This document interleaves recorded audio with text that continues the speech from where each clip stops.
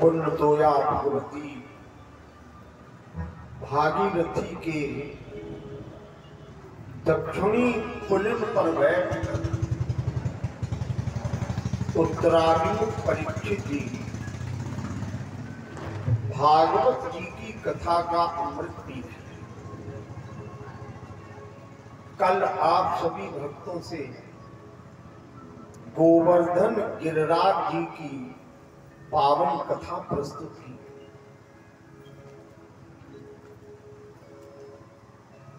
श्रीमद् भागवत महापुराण के अनुसार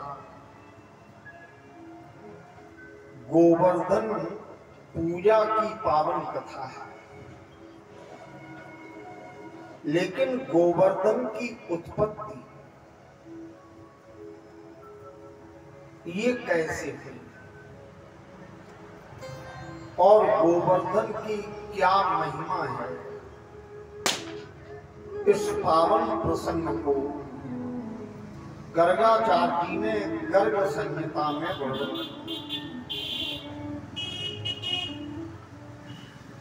गर्गाचार्य जी कहते हैं कि ब्रज में 84 कोस की भूमि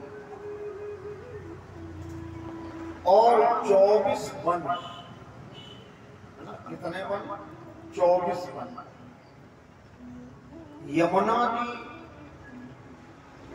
और गिरिराज भगवान, ये भगवान ने भगवती राधा रानी को प्रसन्न करने के लिए ब्रज क्षेत्र में भेजे।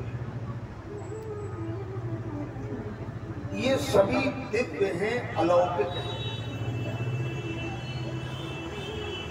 महामाया राधा रानी जब आने को तैयार हुई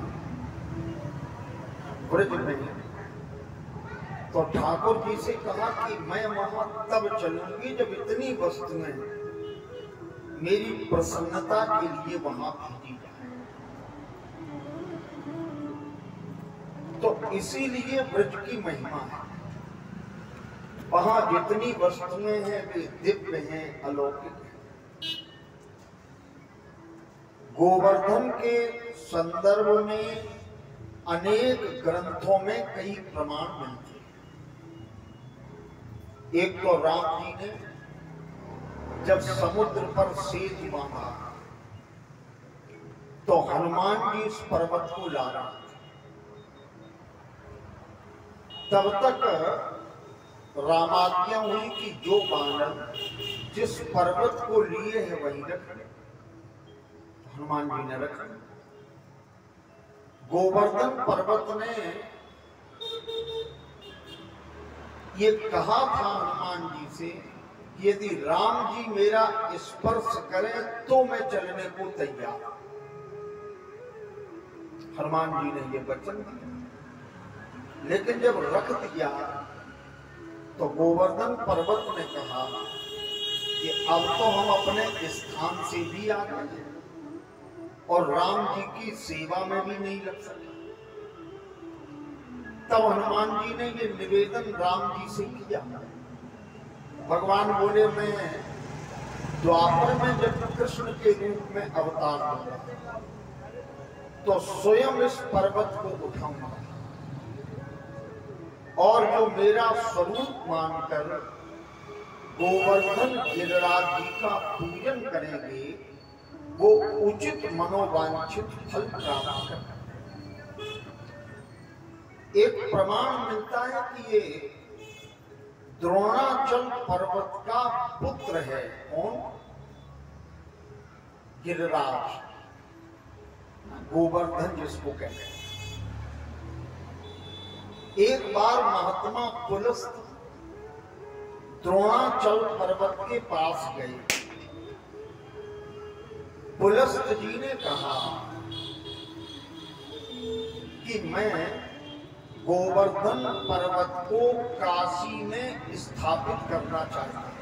प्रेम से बोलो राम। कहां? काशी।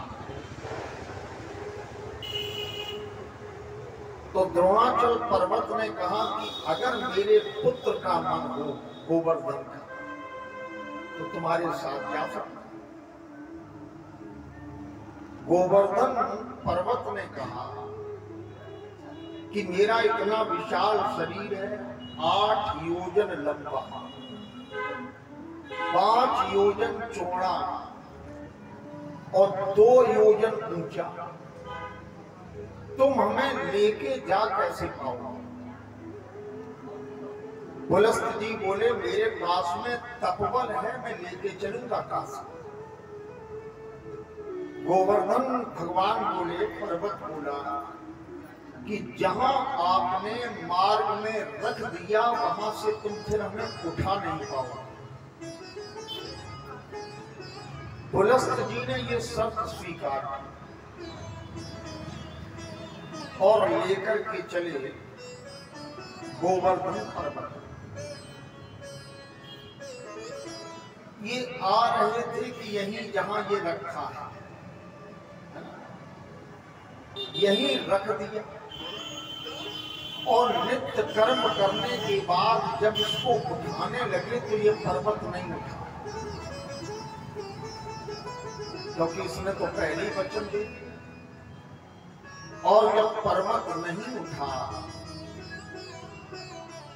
तब महात्मा पुलस्त जी को क्रोध आया और इन्होंने गोवर्धन पर्वत को शाप भी दिया कि तुम प्रत्येक दिन 1 तिल घटोगे। कितना घटोगे? 1 तिल प्रतिदिन घटोगे। और जब ये पर्वत पूरी तरह से घट जाएगा, पर्वत का स्वरूप नहीं रहेगा, तब इस पृथ्वी पर महाप्रलय का दृश्य उपस्थित हुआ। तो ये द्रोणाचल का पुत्र है गोवर्धन। भगवान कृष्णचंद्र जी महाराज ने शाप से मुक्ति देने के लिए इसकी पूजा कराई और इसको फिर अपने हाथ पर धारण भी किया। यह पावन प्रसंग गर्गाचार्य जी ने गर्ग संहिता में विस्तार से वर्णन किया, जो मैंने सोचा कि थोड़ी चर्चा आपसे भी हो। कुछ भक्तों का मानना है कि गोवर्धन पर्वत राधा रानी का निवास जहां है वो पर्वत,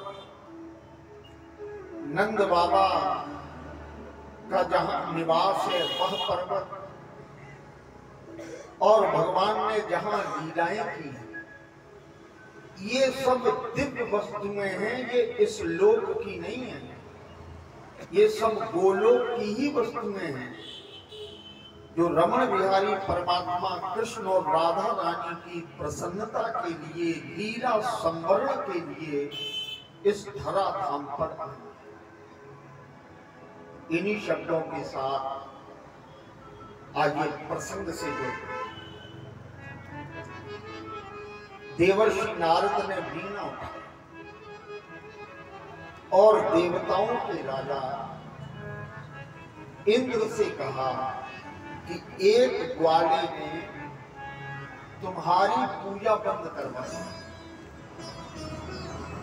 और पर्वत की पूजा कराई। तो सुखदेव स्वामी कहते हैं, ये बात जब इंद्र ने सुनी तो सांवर्तक नाम के मेघों को मुक्त कर दिया,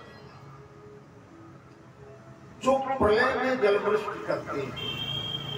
आइए आज की कथा का ये पवित्र श्लोक श्रवण करते हुए कथा यात्रा को गति देते।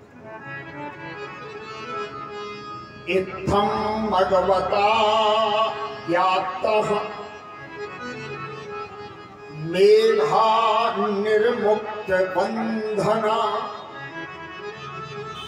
मेघा निर्मुक्त बंधना, भगवान ने प्रलयकालीन मेघों को, देवताओं के राजा इंद्र ने प्रलयकालीन मेघों को बंधन से मुक्त किया और कहा कि गोकुल में चले जाओ, वहां जाकर के प्रलय कर दो, संपूर्ण ब्रज को जलमग्न कर दो। अब ये मेघ आए और 7 दिन लगातार जलवृष्टि होती है, लगातार पानी बरसता है। प्रसंग है कि उपल वृष्टि भी हुई, ओले भी पड़े, ब्रजवासी दुखी हो गए और सब ठाकुर जी की शरण हाथ जोड़ के प्रार्थना कर रहे हैं। ब्रजवासी भगवान बांके बिहारी कृष्ण कृष्ण महाभा तनाथम गोकुलम प्रभु। हे प्रभु, हे कृष्ण, तुम्हारे रहते गोकुल अनाथ है, अब इसकी रक्षा कौन करेगा? त्रातुम महर्षि देवान्नः कुपिताद भक्त वत्सला। तुम्हारे रहते गोकुल अनाथ है, इसकी रक्षा कौन करे? भगवान ने भुजा उठा के कहा कि मैं इंद्र के दर्प को, घमंड को अभी चूर करता हूं। और ऐसा कह करके भगवान ने एक ही हाथ से उस विशाल पर्वत को उठा लिया। उक्त्वेन हस्तेन कृत्वा गोवर्धनम अचल। एक ही हाथ से दधार लीलया कृष्ण, जैसे बालक छत्रक दंड को सहज में ही उखाड़ लेता है। और व्यासपीठ से यही शब्द उचित है, छत्रक दंड। देखा होगा, सफेद सफेद उत्पन्न होता है बरसात में, उसमें कठोरता नहीं होती और बोली का शब्द इतना बुरा है कि व्यासपीठ से बोलना उचित नहीं। रामचरित में भी लक्ष्मण जी कहते हैं, तोड़ो छत्रक दंड। कैसे तोड़े? छत्रक दंड। भगवान ने भी छत्रक दंड की तरह इस पर्वत को उखाड़ लिया और एक ही हाथ पर धारण कर लिया। तधार लीलया कृष्ण, खेल खेल में। शास्त्रों की मान्यता है कि हाथ की हथेली पर नहीं, अनामिका नाम की उंगली पर भगवान ने यह पर्वत धारण किया। कुछ ग्रंथों में चर्चा है कि अनामिका नाम की उंगली के नाखून के अग्रभाग पर भगवान ने इस पर्वत को धारण। लेकिन राधा रानी के भक्तों की मान्यता है कि बिना आदि शक्ति भगवती राधा के श्याम ने पर्वत उठा ही नहीं पाया। ये दोहे में रसिक भक्त कहते हैं, कछु माखन को बल बढ़ो, कछु गोपिन करी सहा। राधा जू की कृपा सो गिरवर लियो उठा। राधा रानी की कृपा से भगवान ने उस पर्वत को उठाया। 7 दिन तक ठाकुर जी इस पर्वत को उठाए। 7 इंद्र के द्वारा प्रेरित मेघों के पास जब जल नहीं रहा तो परीक्षित जी इंद्र पराजित हुआ और इधर भगवान 7 दिन पर्वत धारण किए रहे तो भगवान की भुजाएं थकी और भुजाओं में वास होता है इंद्र का। प्रकारांतर से इंद्र थक गए, ठाकुर जी की शरण में आया और इंद्र ने भगवान की स्तुति की है, प्रार्थना की। भगवान ने इंद्र से कहा कि मेरी लीलाओं पर कभी भी संदेह मत करना और कभी भी पद का, प्रतिष्ठा का, ऊंचाई का अभिमान मत करना। इंद्र प्रार्थना करते हुए बोला, विशुद्ध सत्वम तव धाम शांतम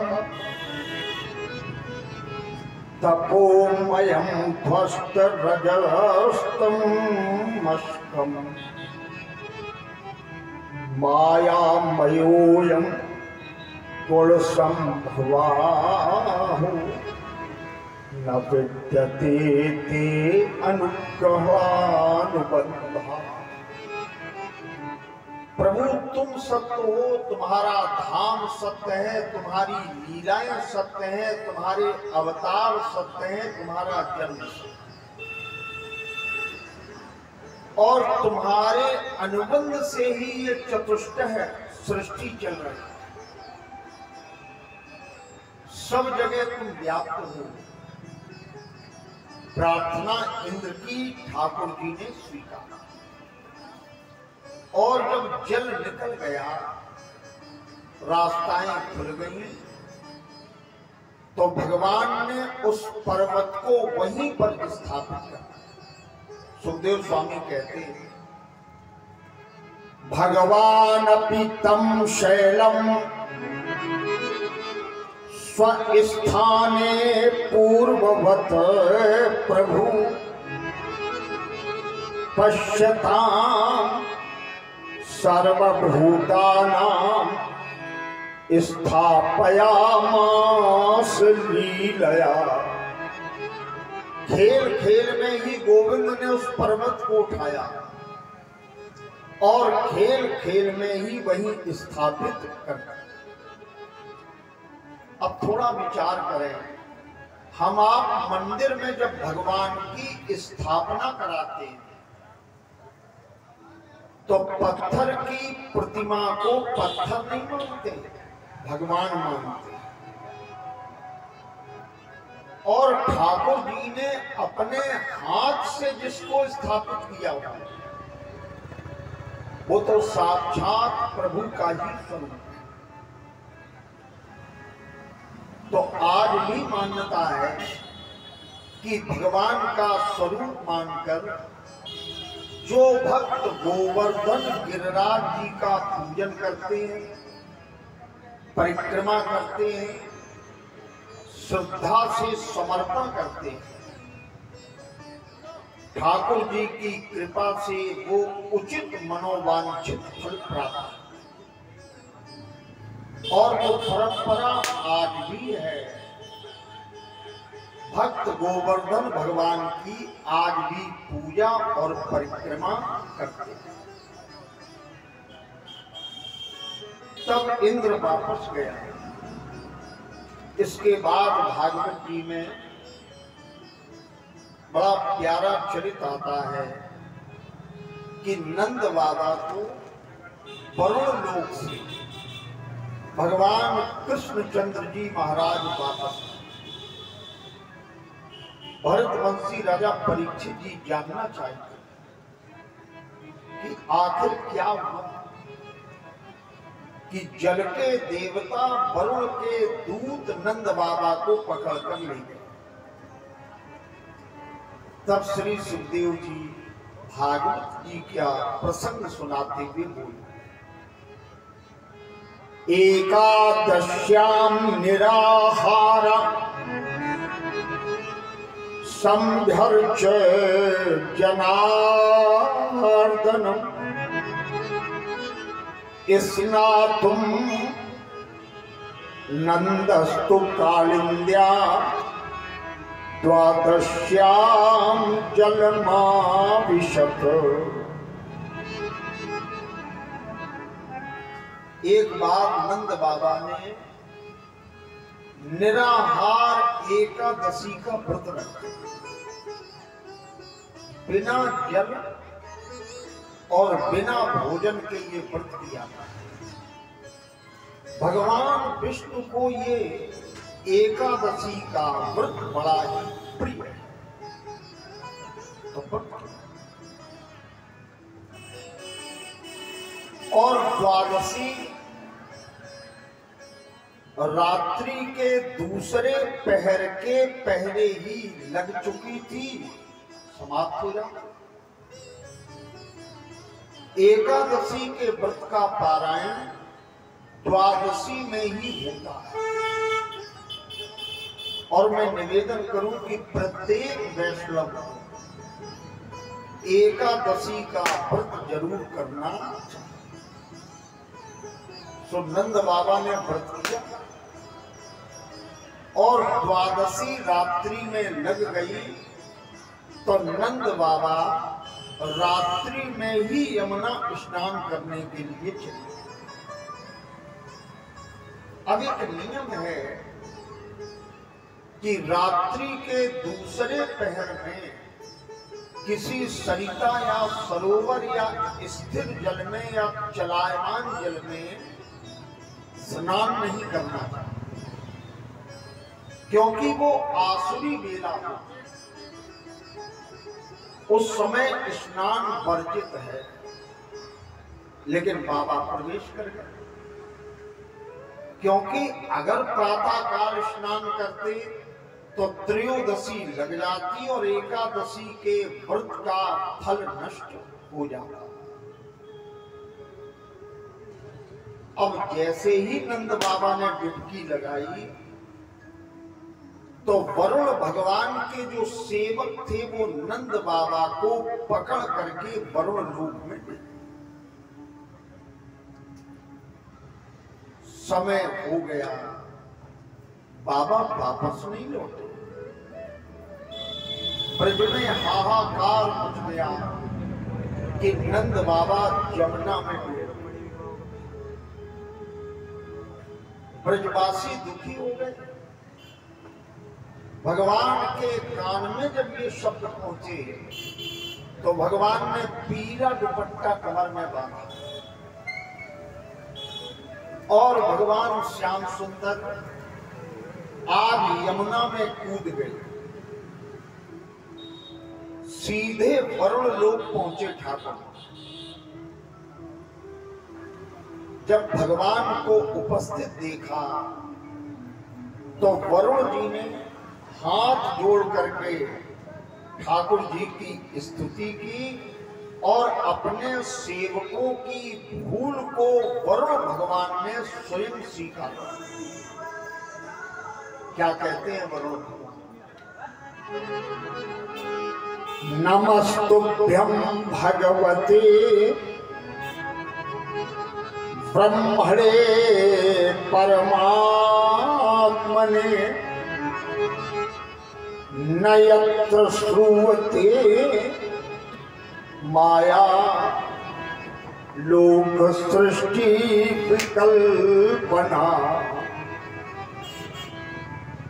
अजानता मामके मूढ़े नाकार वेदिना आनी तो अयम तव पिता तद भवान क्षन्तुम महति। अज्ञान में मेरे सेवकों के द्वारा एक अपराध, तुम्हारे पिता को वे वरुणलोक में ले आए। प्रभु मैं तुम्हारे पिता अर्थात नंद बाबा का हाथ तुम्हें सौंपता हूं और तुम अज्ञान में हुए इस अपराध की क्षमा करो। ऐसा कह करके भगवान ने अपने पिता नंद बाबा को वरुण लोक से मुक्त कराया, लेके वापस आए। ब्रज में चारों ओर भगवान के ऐश्वर्य की चर्चाएं होने लगी। इसके बाद भगवान एक दिन गोचारण लीला करने गए, तो वहां कामदेव से भेंट हुई। कामदेव बोला, प्रभु मैं आपसे युद्ध करना चाहता हूं। रामावतार में तो आप जीत गए और हम हार गए, लेकिन अब की बार आपके चपल नेत्र हैं, विचित्र चेष्टाएं हैं और मैं युद्ध करना चाहता हूं। भगवान बोले, तो किले की लड़ाई लड़ोगे कि मैदान में? कामदेव बोला, मैदान में युद्ध करूंगा। तो ठाकुर जी ने, कामदेव ने युद्ध के लिए जो समय मांगा वो समय कामदेव का निश्चित करना। वस्तुतः रास और महारास की कथा भगवान कृष्ण और कामदेव का युद्ध है। युद्ध है और यह युद्ध भगवान ने कामदेव के अनुकूल वातावरण में ही किया है। शत्रु युद्ध जब करता है तो अपने अनुकूल वातावरण बनाता है, लेकिन भगवान ने जब युद्ध किया तो कामदेव के अनुकूल वातावरण में ही ठाकुर जी ने युद्ध किया और उसे पराजित किया। इसी कथा को कहते हैं रास एवं महारास। भागवत के ये पंच प्राण हैं। भागवत जी की कोई कथा आप न सुन पाए, लेकिन अगर महारास की कथा सुने तो संपूर्ण भागवत का फल प्राप्त, क्योंकि ये भागवत के प्राण हैं और दसम स्कंद भागवत का बाकी बिहारी का हृदय है। ऐसी सदग्रंथ की मान्यता है। तो आइए बड़े भाव के साथ इस कथा को सुने। उसके पूर्व दो पल प्रभु नाम का संकीर्तन कर लें, ताकि अधिक से अधिक लोगों को रास एवं महारास सुनने का अवसर प्राप्त हो।